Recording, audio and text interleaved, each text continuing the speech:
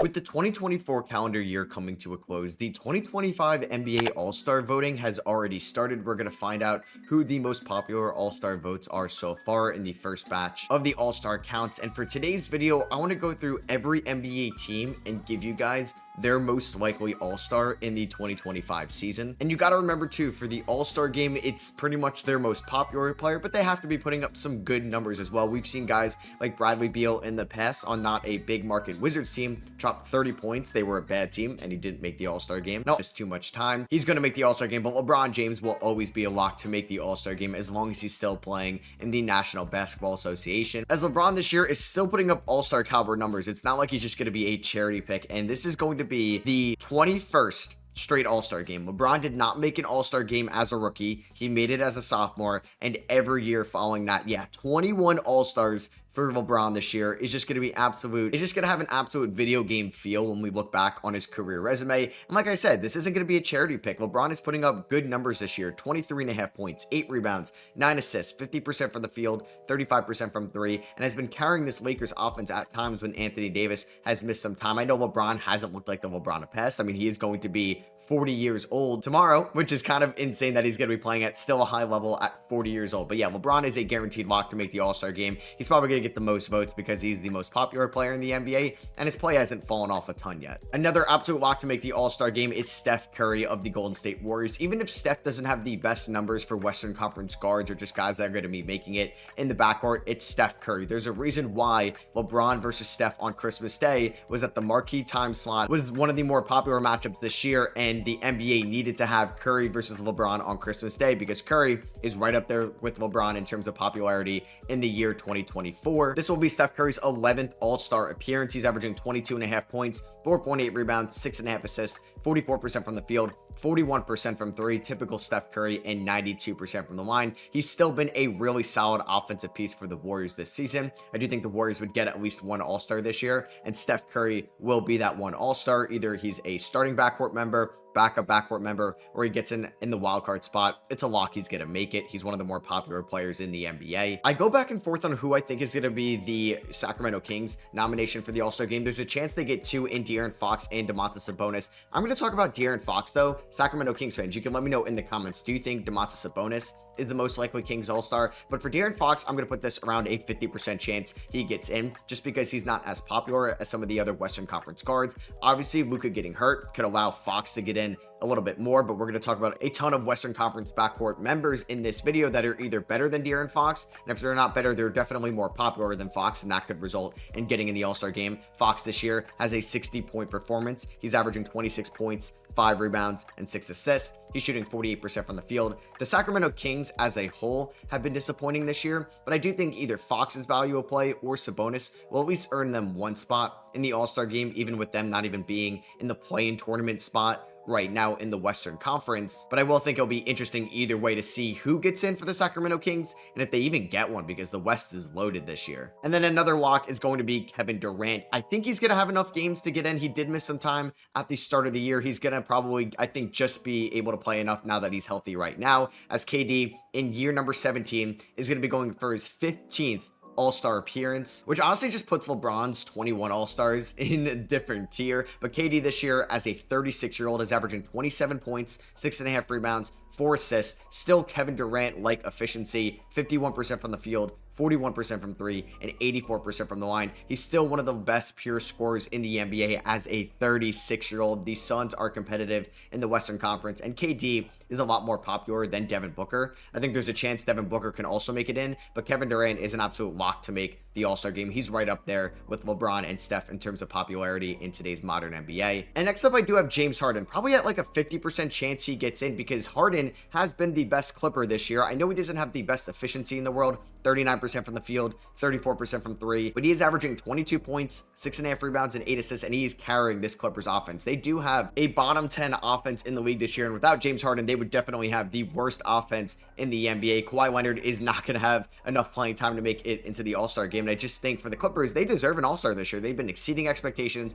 and they've been a really good Western Conference team, but there's just a ton of Western Conference backcourt members. So if it comes down to like De'Aaron Fox or James Harden, let me know. Who do you think deserves to make the all-star game between those two? And it does help that James Harden is insanely popular. Another 100% pick here, it's going to be Karl-Anthony Towns with the New York Knicks. I do believe there's a very good chance and almost a 100% chance that he's an all-star starter in the Eastern Conference. We'll get to the other two in a little bit, but Karl-Anthony Towns this year has been unreal and has been probably the best version of Karl-Anthony Towns in his career. In his first year in New York, he's averaging 24.5 points, 13.7 rebounds a night, which is a NBA high right now, 3.5 assists. He's shooting 53% from the field, 44% from three, 84% from the line. So he has the popularity. He has probably the scarcity in the conference too in the front court, just because like Joel Embiid has been banged up this year and his level of play has been down. So I think Cat is going to steal a spot as an all-star starter. And I do think there's a good chance that Jalen Brunson can also make the all-star game this year. I just think there's more competition, and Jalen Brunson hasn't been miles away better than the other guys he's competing with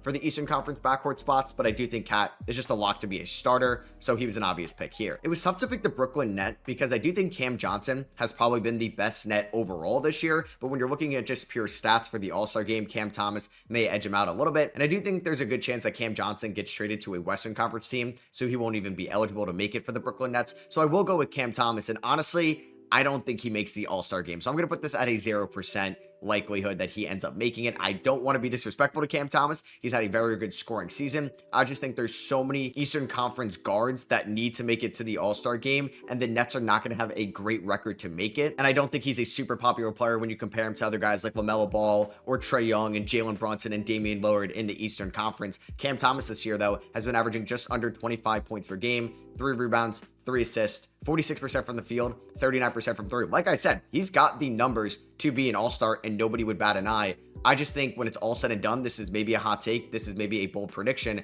I don't think the Nets get an all-star nominee. Another person that is a guaranteed lock to be joining Karl-Anthony Towns as a starter for the Eastern Conference frontcourt, it's Jason Tatum of the Boston Celtics. He's one of the more popular players in the Eastern Conference. He just won a title with Boston last year, and he has been the best Boston Celtic this year as well. 29 points per game, 9.5 rebounds, 5.6 assists, 46% from the field, 37% from three, 80% from the line. I love what he could do as a defender, especially just being able to switch on the perimeter or in the post. He can handle the rock this year. He's being a little bit more efficient at the rim, and he's up there in the MVP talks. I don't think he's the top guy right now, but I do think you can make an argument that Jason Tatum has been the best player in the Eastern Conference this year, right up there with Giannis Antetokounmpo. So Jason Tatum is a lock to make it, which is going to be the 6th of his career. Now, here's a tough one. For the Philadelphia 76ers, I don't think Joel Embiid right now is their most likely all-star. He's only played 9 games at the moment I'm recording this. He's averaging 21 points. His efficiency is down, and who knows if he's going to miss some more time before the all-star game even happens. So I know he's insanely popular, and I'm really interested to see how many votes he gets when the first batch comes out. So I'm just going to go with Tyrese Maxey right now, and I'm going to put his prediction at a 50% chance, because I think it goes back to what I said about Cam Thomas. It is very tough to make it in the Eastern Conference as a guard this year, and the Philadelphia 76ers are currently the 12th seed in the Eastern Conference. They are 11-17 at the moment I am recording this, and who knows, maybe they don't even get an all-star nominee this year, which would be insane because they had potentially 3 going into the year with Embiid, Paul George, and Maxey, and Embiid's been hurt. Paul George has been disappointing this year relative to expectations, and I know Maxey's efficiency hasn't been great, and he struggled as a number 1 option this year. He just may have the most all-star looking numbers, but then again, for the Eastern Conference, the front court depth is a little bit weak, so that may give Joel Embiid a better chance at making it. So you can let me know, Sixers fans,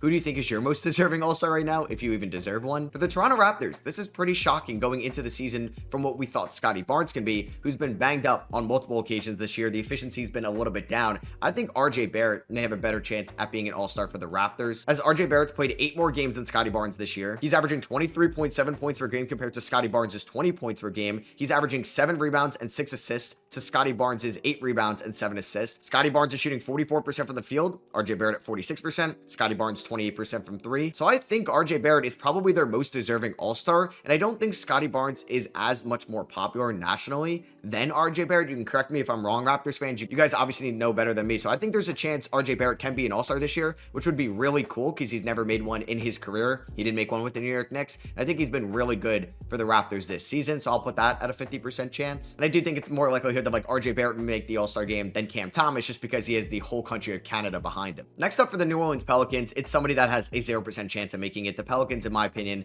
are not getting an all-star nominee this year, but I'll give some love to Trey Murphy because Brandon Ingram, who definitely had some consideration to be in all-star talks, is going to be out for a decent amount more time, so I don't think he's going to get in. New Orleans isn't a super big market, and they have been the worst team in the Western Conference all year long. They're currently 21 games below 500. They're 1-14 on the road this year, but Trey Murphy has been good, fresh off that new contract extension, 19.5 points, 4.5 rebounds, 45% from the field, 35% from three, 88% from the line. I think he's improving on the defensive end of the floor, and I do like his athleticism. He's thrown down some really fun dunks this year. I don't think he gets in, but I do think he's their most deserving all-star. Now, here's a really interesting team. The Memphis Grizzlies, who are currently a top 3 team in the Western Conference this year. There's a good chance they get 2 all-stars. Now, Ja Morant is a lot more popular than Jaren Jackson Jr., but Jaren Jackson Jr. is definitely more deserving than Ja Morant to make the all-star game this year. So I'm going to put Triple J at a 50% chance. I do wonder, like, I wouldn't be totally shocked if Ja Morant just had like the second most guard votes in the first batch behind like Steph Curry, or third most behind Luka Doncic as well. So I wouldn't be totally shocked there, but Triple J is more deserving in my opinion. Triple J this year has been elite on both ends of the floor, 21.5 points, 6 rebounds, 50% from the field, 35% from three. He's still a very good defender. I know a lot of people talk about Wemby, Bam, AD, but Triple J is still up there as one of the best, and he's just been more reliable than Ja Morant this year. So I do think there's probably a 50% chance that Triple J and Ja Morant both get in. It's tough though, because I think Triple J is more deserving, but Ja Morant is way more popular. So I'm really intrigued to see who makes it for the Memphis Grizzlies, and maybe just both of them get in. Also kind of tough year for the Houston Rockets. Like, do they have a deserving all-star this year, even though they've been a top 3 team in the Western Conference? I think the player with the best chance is Alperen Sengun, because Fred VanVleet has been super inconsistent. Same with Jalen Green. As much as we love Amen Thompson and Tari Eason, they're just not going to be all-stars this year in the Western Conference. Sengun is averaging 18 points, 10.5 rebounds, 48% from the field, 23% from three, and 76% from the line. I think he's been up and down defensively, but I think there's been more good than bad. But the Rockets are one of the best teams in the West. They're definitely going to get an all-star, and I think Sengun has been their best player. So I don't know if it's disrespectful to give him 50% instead of 100%, but if you just compare like Domantas Sabonis' numbers in all-star conversations to Sengun, Sabonis is a lot better, but the Rockets have had more team success this year, so I'm interested to see how many votes Sengun gets initially. So Luka Doncic has played 22 games, and he's going to be out for a month. So I'm not even sure if he's going to make the all-star game. He's going to get a ton of votes. He's one of the more popular players in the NBA, but let's say he doesn't get in just because of injury. I'll give Kyrie Irving a 50% chance, because the Mavericks are one of the best teams in the Western Conference this year as well. They are right behind Memphis and Toronto right now. They're 19-11 at the moment I'm recording this. Kyrie has been one of the best, if not the best, number 2 option in the NBA. 24 points, 4.5 rebounds, 5 assists, 49% from the field, 44% from three, 89% from the line. Just an elite stat line for the 32-year-old. Kyrie's going to hopefully be making his 9th all-star game of his career. I think at times he's been a better offensive player for the Mavericks than Luka Doncic. So I do wonder if Kyrie gets in, if Luka doesn't, because it would feel weird if the Mavericks had 0 all-stars this year. And another Western Conference frontcourt lock, in my opinion, is Victor Wembanyama. I thought he was definitely going to be a bench guy. I think there's a good chance Wemby starts in the all-star game. The numbers he's putting up this year, he's insanely popular. He's 20 years old. He'd be going for his first all-star game. He's the front runner to win Defensive Player of the Year. He just dropped 42 points on Christmas Day, and is averaging 25 points, 10 rebounds, and 4 assists on the season, 48% from the field, 35% from three, and 88% from the line. And I think what hurt Wemby's all-star argument last year was because of the Spurs' record and how they were in the Western Conference. This year, they're at 500. They've been a very competitive team in the West this year, and they're flirting in and out of the play-in tournament. So I think Wemby gets in. I think the bigger question is he a starter? The Indiana Pacers have been kind of disappointing this year just because they were in the Eastern Conference Finals last year, and they are currently as the 8th seed in the Eastern Conference. They still have a losing record at the moment, and they have been better as of late, but Tyrese Halliburton's numbers right now are still disappointing relative to his expectations going into this year. So I'll give Pascal Siakam their most likely all-star. I think he has been better than Halliburton this year. I'll give him a 50% chance. Siakam would be going for his 3rd all-star game of his career. It'd be the first one with the Indiana Pacers. He's averaging 20 points, 7 rebounds, 3.5 assists, 52% from the field, and 43% from three. Like I said, it's just tough to give Tyrese Halliburton that nod. I know he's got good counting numbers, especially at home, but 43% from the field on the year and 35% from three, just for Halliburton standards, really isn't the best. And it's crazy now that 17 points and 9 assists, which was an elite stat line basically a decade ago, may not even get you into the All-Star game this year. So the Cleveland Cavaliers are definitely going to get 1 All-Star at the minimum. There's a good chance that they are going to get 2 and possibly even 3 All-Stars this year, but obviously the most popular player is Donovan Mitchell. I think there's a 100% chance chance he gets in. Mitchell has been healthy and available for the Cavs this year. They are the top team in the Eastern Conference. They have 4 losses still at this current moment. They may end the 2024 calendar year with just 4 losses. They are 17-1 at home, 9-1 in their last 10. They're on a 5-game winning streak. Mitchell is averaging 23 points, which is lower than his career average and has been the lowest of his career since the 2018 season, his rookie year. But he's averaging 4.5 rebounds and 4.5 assists. His efficiency is still really good, and he's the best player on the best team record-wise in the NBA. That's a guaranteed lock to make the All-Star game. Another player that should make the All-Star game, but he's in a small market. I feel like they get no love by the national media, and that's Cade Cunningham of the Detroit Pistons. His play should make him a 100% chance of making the All-Star game, but I think it's at a 50% right now just because of how disrespected Detroit is by the national media, because Cade Cunningham has been unreal this year in his 4th year. He's averaging 24 points, 7 rebounds, and just under 10 assists per game. Last year, Cade averaged 7.5 assists. This year, he's up to 9.7 a night. He is shooting 37% from 3, 45% from the field. His turnovers are still very high, but he's commanding so much of the usage for this Detroit Pistons offense. He's one of the very few players on this team that can actually create their own shot, and I believe Cade Cunningham should be an all-star. If it's not a starter, it should be a backup or at least a wild card spot, but there's a 50% chance I think that Cade Cunningham just doesn't get in because the Eastern Conference backcourt is just so crowded right now. So I talked about Jason Tatum and Karl-Anthony Towns being pretty much locks to be all-star starters for the Eastern Conference frontcourt. Joining them is Giannis Antetokounmpo, who's right up there with Jason Tatum in the MVP conversation with a couple other Western Conference guys we'll get to. Giannis this year in 24 games is averaging 33 points, 11.5 rebounds, and 6 assists. 61% from the field. He may get the most votes out of anybody in the Eastern Conference. He's going for his 9th All-Star game of his career. He's a very good defensive player as well, and has just been carrying this Bucks offense with Damian Lillard for most of the season. Giannis, it's a 100% chance he gets in, and hopefully he takes it seriously, because I do believe that Giannis is going to try very hard in this new All-Star format. I originally gave the Chicago Bulls nominee a 0% chance. I think Zach LaVine, though, just because he's a little bit more popular, Chicago is a big market, I'll give him a 50% chance at making it, because Zach LaVine does have all-star caliber numbers this year. 22 points, 4 rebounds, 4 assists, great efficiency, 50% from the field, 45% from 3, 82% from the line. He's been available for the Bulls this year, but they've just been mid, or probably less than mid this year. They're 13-18. They're the 10th seed in a weak Eastern Conference, and I just don't think the Bulls have really been too exciting this year by the national media, just not the national NBA audience that is going to be voting for Zach LaVine in the All-Star game. So if it's Zach LaVine that is the most likely Bull, I think 50% chance. He's a little bit more popular and relatable than I think Nikola Vucevic, because if he was the top guy, and I think Vucevic has been unreal this year for his expectations, it'd probably be at 0%. For the Utah Jazz, we're going to talk about Lauri Markkanen, but he's not even been the best Utah Jazz this year. That definitely goes to John Collins, but Markkanen is a lot more popular than John Collins, even though Collins deserves to be in All-Star consideration more than Lauri Markkanen. But for the Utah Jazz and Lauri Markkanen, I think there's a 0% chance he gets in. They have been one of the worst teams in the NBA this year. They're currently the 14th seed in the Western Conference, 15 games below 500. Lauri Markkanen is having the worst year of his Utah Jazz career. Last 2 years, he was unreal. He was an all-star in 2023 when the game was in Utah. This year, though, he's averaging 19.5 points. He's shooting 44% from the field. He's also missed a little bit of time as well. I just don't think the Utah Jazz are going to get an all-star nominee in the 2025 All-Star game. Another team that I don't think is going to get a nominee is the Portland Trailblazers. They are also at the bottom of the Western Conference with the Utah Jazz. They are 10 games under 500. They're the current 13th seed in the West, and they have just had an up and down year for a lot of their guys like Scoot Henderson, Jeremy Grant, DeAndre Ayton, Denny Avdia, who I almost considered for this just because he got off to a rough start, but has been a lot better over his last 20-ish games.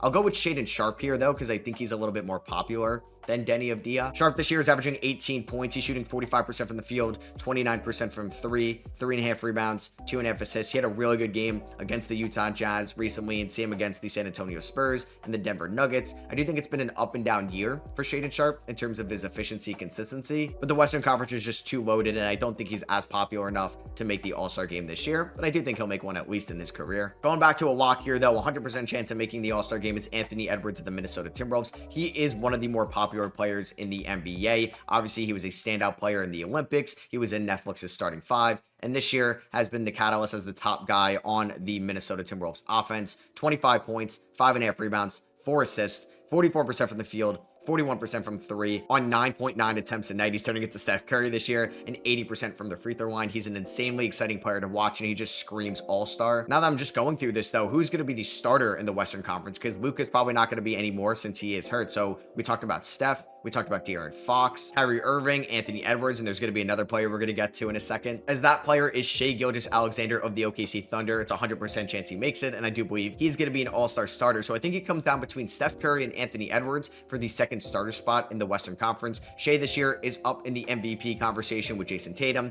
Giannis Antetokounmpo, and a guy we're going to get to next. But Shai this year is averaging 31 points, 5.5 rebounds, 6 assists, 51% from the field, 35% from 3, and 88% from the line. The Thunder are 24-5 this year. They are the #1 team in a loaded Western Conference, and they're gaining more ground by the day and separating their lead over the 2 seed in the West. And I do think there's a bigger question on, do the Thunder get multiple All-Stars this year? Does Jalen Williams make the All-Star game? Because that is definitely a possibility. And the player I just hinted to being at the top of the MVP conversation, a lock to be a starter in the Western Conference, Nikola Jokic of the Denver Nuggets. So when you talk about the starters for the Western Conference frontcourt, you have Kevin Durant, you have LeBron James, you have Jokic, so maybe Wemby doesn't end up being a starter, because you could also talk about Anthony Davis. But Jokic this year is the MVP favorite right now. He's averaging 30.5 points, 12.5 rebounds, 9.5 assists. Those are career highs for somebody that has won 3 MVPs already in his career. 57% from the field, 50% from 3. This center that is averaging 9.5 assists is also leading the NBA in 3-point percentage. We are actually seeing historic numbers from Nikola Jokic this year. This is the most lockest of locks. Now, my next player is LaMelo Ball of the Charlotte Hornets. I'm going to put this at a 50% chance. I don't know if it's a 100% chance that LaMelo gets in, just because it goes back to my theme in this video. There's a ton of guys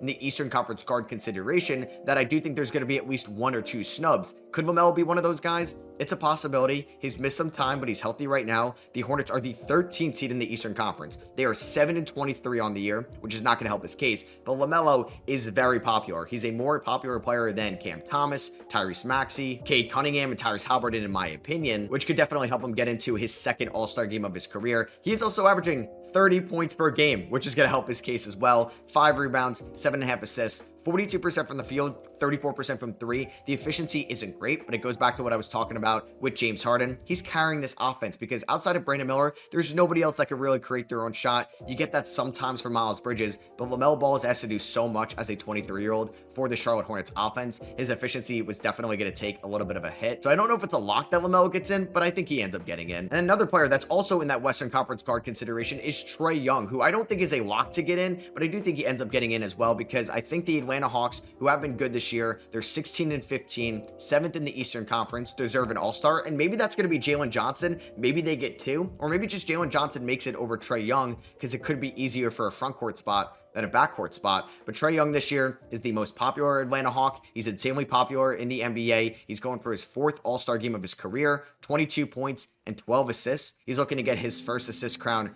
of his career. He's leading the NBA in assists this year. The turnovers are high. The efficiency isn't great. 39% from the field, 32% from 3, which could hurt him a little bit. So you can let me know in the comments, like, who are your Eastern Conference backcourt spots? Because we still have 1 more to get to. And that is going to be Tyler Hero of the Miami Heat. Yeah, he's been better than Bam this year and Jimmy Butler. Hero has played just 5% of his minutes at the small forward spot. He's played 95% of his minutes as a guard this year. So I don't know if you can maybe finesse it and get him in the front court. But if he's in the backcourt conversations, he needs to get in, because Tyler Hero has been unreal. 24 points, 6 rebounds, 5 assists, 47% from the field, 40% from 3, 85% from the line. He's been by far the most reliable Miami Heat on the offensive end this year. He just hit a game winner against a good Orlando Magic team, and the Heat are above 500, and that is with Bam being disappointing offensively this year, and Jimmy Butler potentially getting traded. I know Pat Riley shot those rumors down, but they're at least rumors right now, and Hero has been the best Miami Heat, and I think if they get an All-Star, it's got to be Hero. What could help some frontcourt guys getting in is just the injuries to the Orlando Magic. Paolo Banchero would have definitely been an All-Star if he didn't get hurt. Franz Wagner, who could still get in, like, he played 25 games, but he's gonna miss every single game until the All-Star game most likely. So that puts Jalen Suggs as their most likely All-Star, and I'm gonna put that at 0%. I just don't think Jalen Suggs gets in. I think Paolo would have gotten in. I think Franz would have gotten in, and maybe Franz does get in, but if he doesn't, Jalen Suggs is next in line. He just doesn't have All-Star caliber numbers. 16 points,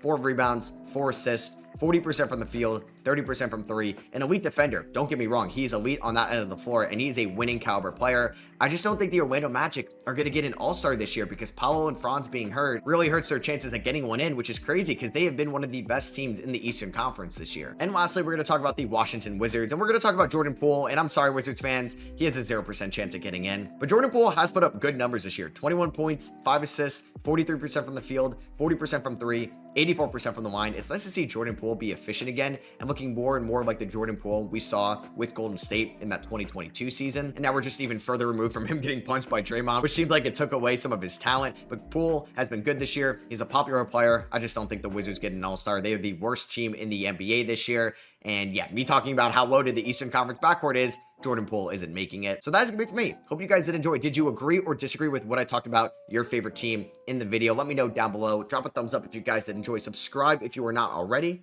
I'll catch you guys in the next one. Peace.